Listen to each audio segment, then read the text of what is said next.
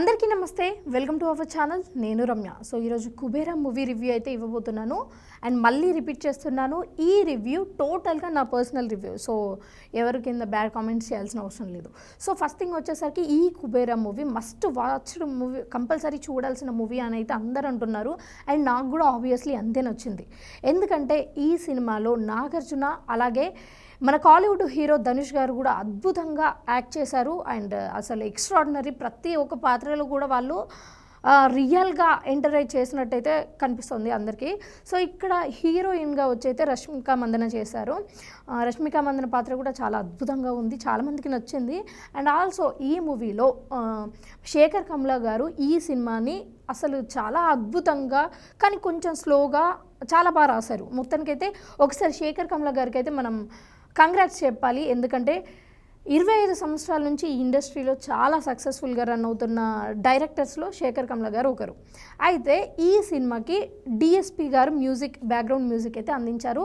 And background music గురించి మనందరికీ తెలుసు, ఇది ఈ సినిమాకి చాలా పెద్ద ప్లస్ పాయింట్ అని మనం చెప్పుకోవచ్చు డిఎస్పి గారిది.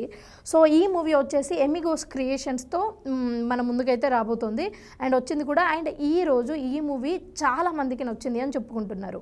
సో ఫస్ట్ ఒకసారి మనం చూసుకున్నట్టయితే మన ముందుకు తెలుగు, హిందీ, కన్నడ, మలయాళం ఈ లాంగ్వేజెస్లలో మనందరికీ అందుబాటులో ఉంది. ఒకసారి ఈ మూవీ చూసుకున్నట్టయితే ఫస్ట్ స్టోరీ లైన్ చూద్దాం. సో స్టోరీ లైన్ ఏంటి అంటే చాలా సంతోషంగా ఒక ఫ్యామిలీతో హ్యాపీగా ఉన్న హీరో అంటే ధనుష్. ఈ ధనుష్ అనుకోకుండా ఎలా బిచ్చగాడయ్యాడు.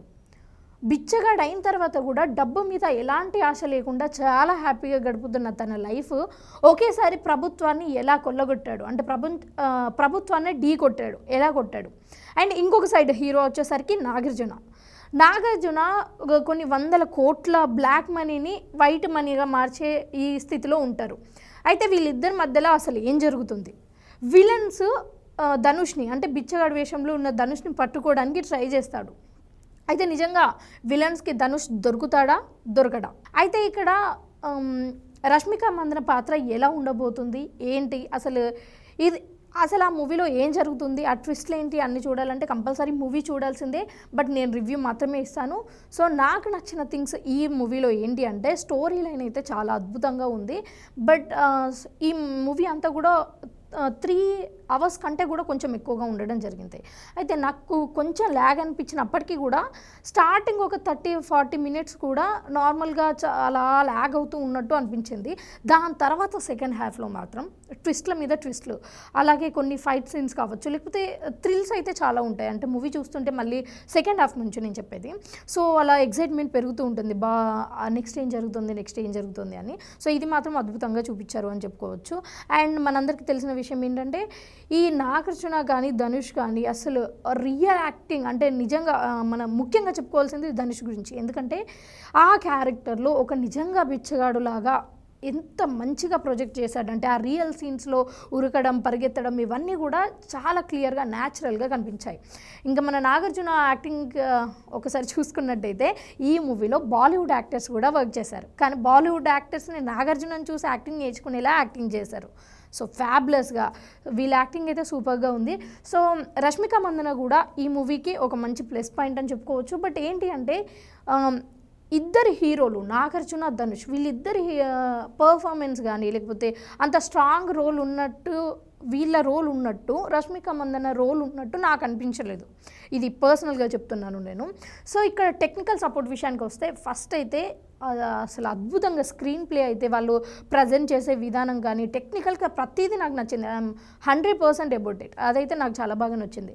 సో నెక్స్ట్ ఒకసారి ప్రమోషన్స్ విషయానికి వస్తే స్టార్టింగ్ నుంచి కూడా గత నెల రోజుల నుంచి కూడా ప్రమోషన్స్ అయితే చాలా గట్టిగా చేస్తున్నారు. అండ్ ఈ ప్రమోషన్స్లో శేఖర్ కమ్లా గారు చెప్పేది ఏంటి అంటే ఒక రియలిస్టిక్ స్టోరీని అసలు ఎలా ప్రజెంట్ చేశారు, ఎలాంటి అసభ్యకరమైన సన్నివేశాలు ఇలాంటివి చూపించకుండా సాధారణంగా ఎలా చూపించారు ఏంటి అన్నది అసలు చాలా న్యాచురల్గా వచ్చింది.